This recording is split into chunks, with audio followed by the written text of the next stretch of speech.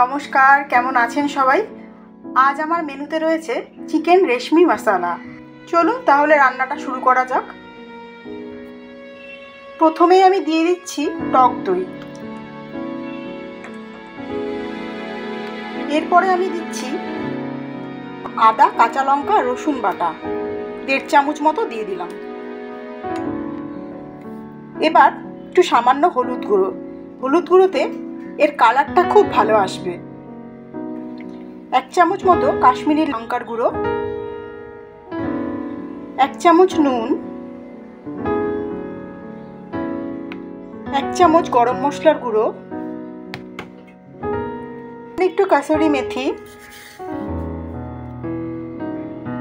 এবারে সব উপকরণগুলো একসাথে ভালোভাবে মিশিয়ে নিয়ে 20 মিনিটের জন্য আমরা রেস্টে রেখে দেব।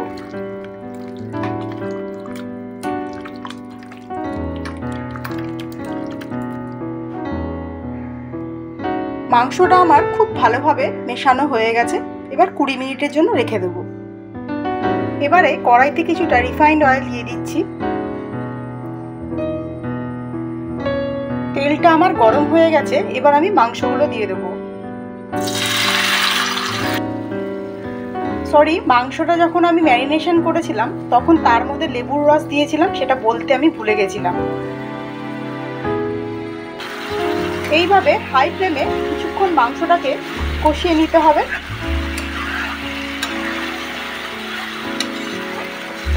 এবারে এর মধ্যে দিয়ে দিচ্ছি কাজু আর পেঁয়াজের পেস্টটা। এবারে সব উপকরণগুলো আবারও খুব ভালোভাবে মিশিয়ে কিছুক্ষণ ভালোভাবে কষাতে দিতে হবে।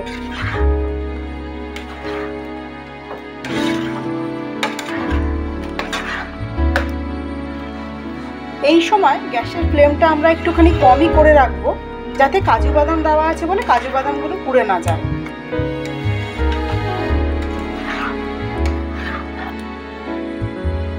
এখন আমরা ঘরের পেতে নেওয়া কিছুটা ফ্রেশ মালাই এর মধ্যে ব্যবহার করব।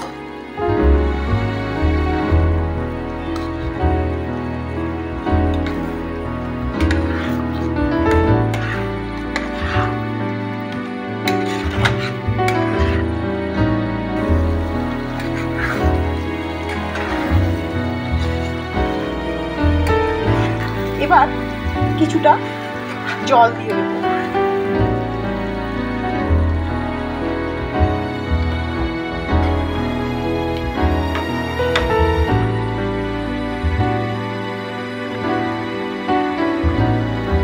এইভাবে মাংসটাকে কিছুক্ষণ সেদ্ধ হতে দেব। সামান্য চিনি দিয়ে দিচ্ছি, সামান্য একটু নুন।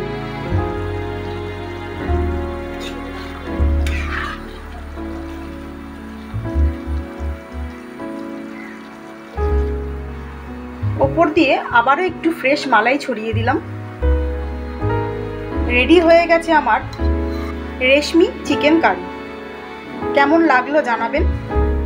ভালো থাকবেন, সুস্থ থাকবেন।